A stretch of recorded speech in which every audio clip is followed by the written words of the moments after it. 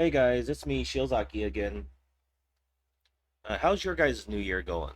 Mine's going pretty bad. Pretty good, actually. It's just cold. Shouldn't say it's bad because it's cold. It's just cold. Uh, so, let's see. There were some comments that, told me about Threadlocker, right? I knew some knives did it, some knife brands, but, like, once you start getting to the bottom of the barrel, I didn't really realize that they use Threadlock. Like I did, it's just every other knife up until actually this knife. I didn't believe they had like they used threadlock because every other knife they hadn't.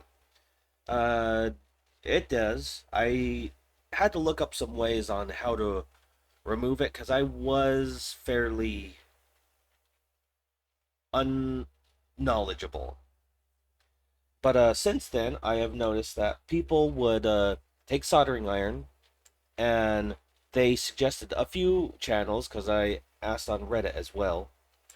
They suggest taking a tip, putting it in the Torx bit hole, and holding it. That way, it will heat up through the threads and heat up the thread lock to break down the thread lock. I don't have a soldering iron handy on me, so I can't show any of that right now, and that'd probably take way too long for a video. But I will try that. Like knives that I did expect to have it, like Spyderco, Buck knives, and Swiss Tech. But surprising ones that don't is the Mini Praxis, or at least mine, apparently didn't have thread lock. And stuff like Gonzo apparently doesn't use thread lock. And it's kind of opened my eyes to knives that do and don't. And it's not, at least not yet, not common in knife manufacturers, or maybe I just got some old versions before they swapped over. But it's surprising that some don't and some do. I do also have low strength thread locker. I don't really like the reds or blue. I just like, the low strength. I could break it with a hand tool and deal with it that way. So I'm glad to know about that now, and it's gonna make me pay more attention to the uh, the pivots. Let's see. I don't know if I've shown this, but I have mentioned in a video that I wanted to get an actual whetstone and not just the diamond sharpener. I did. Say what you want about the brand, whetstone actually does work. Came with a strop, green polishing compound. Came with an angle guide. I don't really use it. I've sharpened so much that I know how to hold an angle. So I don't really use it, and it's too small for most knives anyways. There are four knives that I am curious to use. Or not curious to use, curious to obtain in the coming weeks, maybe 2 or 3 weeks, right? Let me see if I could bring that up. All right, there's four of them. I'm only going to get one of the four this time. And I do have them saved in like my knives to get folder. But one is the Opinel number 8. Good old classic one. I've never had one. I don't have any experience with them, which I want to get just to have and to use and understand the knife.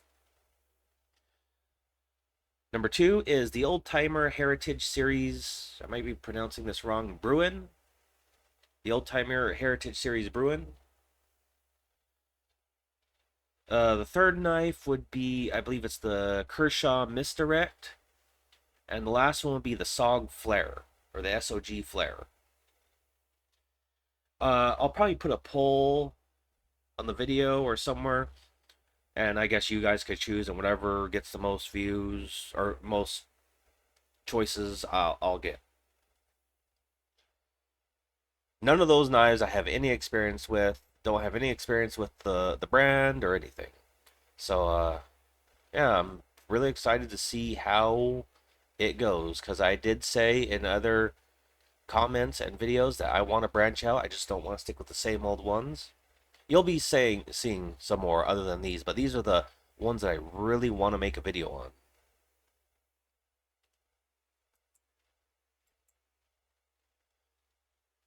Uh, let's see what else. Is there anything new that I have gotten in the few short days? I don't think so. No, there really hasn't. Um, well, I guess that'll be it. I probably might make a video if I figure out how to film it, like angle wise, because I feel like an overhead view might not be the best, and a full-on side view might be better. But the camera rig that this is on doesn't exactly, it won't get low enough. So I'm trying to figure out how to film that again, because there are some knives that need to be sharpened, like this and this, which are the beater knives that do all the dirty tasks like gardening and stuff. So they're kind of dull. But I'm trying to figure out how to film it. I might not be the best, but I'll at least show you how I sharpen knives and how it gets them sharp enough. Have applied thread locker to this yesterday, and I've been flipping it just to see if it ever comes loose. And it takes about a day or two for it to normally get loose, but with this thread locker, I'm excited to see, because if it does, I'm going to have to step up to the blue thread locker. Alright, I guess that's all for now. Quick little update video. And if I have anything new, I'll come by with a new video and let you guys know. Hope you enjoyed, and I'll see you in the next one. See ya.